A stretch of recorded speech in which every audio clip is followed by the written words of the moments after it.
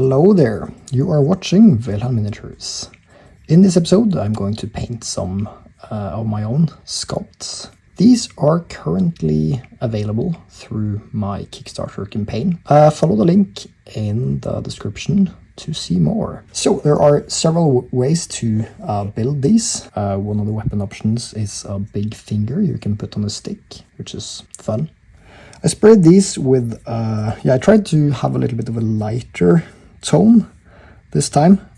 So I have sprayed these with red and then a bone or a beige sandy color and then white from above. So a zenithal highlight starting with the darkest colors covering the entire miniature and gradually moving up until white that I used to hit the tops only to give it a transition, ready for painting.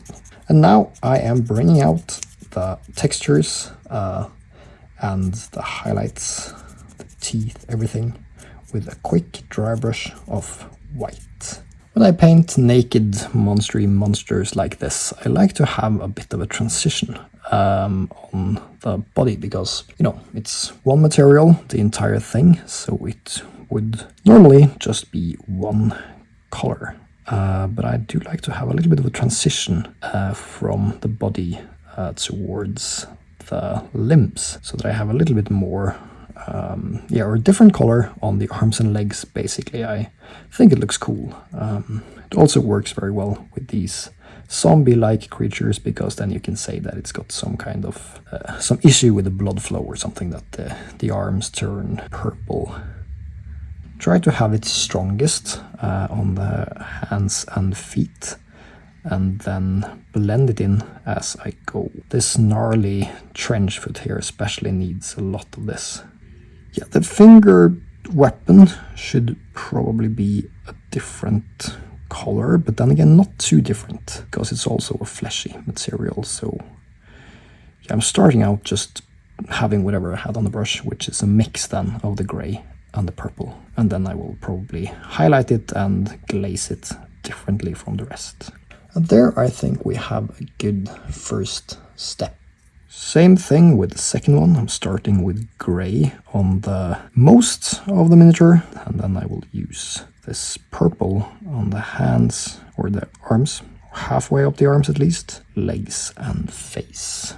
The wash is almost dry, and I want a little bit more shadow. I'm going for the Coilia green shade, which is a very it works surprisingly well with a lot of colors. I use it for a lot of shading, actually. Gives everything a little bit more life than if you were using a black or more brown type paint. Not yet sure how to do this one, but I think having it darker, or the finger, not sure how to do the finger yet, but maybe like a blackened, bloodless, more to make it more lifeless than the creature in some way, but still using the same colors. And yeah, this already works pretty well because it's the same tones, but it's generally darker than the creature. I hope this is more or less dry. Trying to be very light here, only hitting the top parts. Coming in with a quick highlight over the dry brush.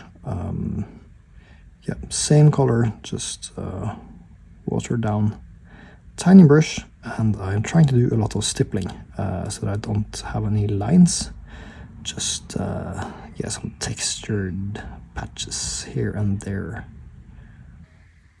I feel like the hood on this one should be an off-white color, because there's a lot going on and I want it to be matching the other two characters. Not that they have too much color, they actually have quite a little, so a color would be good, but to begin with, I think that maybe I will try a white, but it needs to be different from the white of the skin.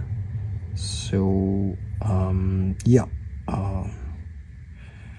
warmer white, starting with a sand color. I need to add something to the banner. Some freehand, some stuff, and the only thing I can think about is a spiral.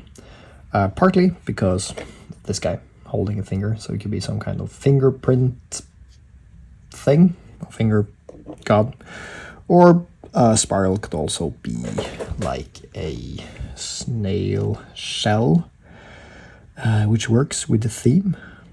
I mean, it's very... I haven't made any snails for these, but definitely in the future I'm planning to make some snail riders, because there were snail hybrids of some kind. So I love snails. So this is watered down black contrast paint. Not sure if I should go all the way or leave it like this. A bit more maybe. And there we have it. 3 more of these Demons of Decay are finished. I think maybe the color scheme worked best on this character, because I was able to break up the cold skin tone with some warm tones on the banner and base and the hood. While these ones seem a little bit monochromatic.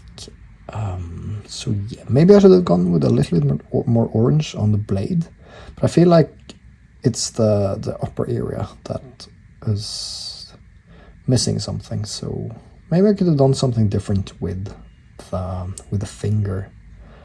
But yeah, no, I think this worked out fine. Again, you can get these by following the link in the description of this video. The campaign runs for just a few days, so make sure that you check it out if you're interested in some demons.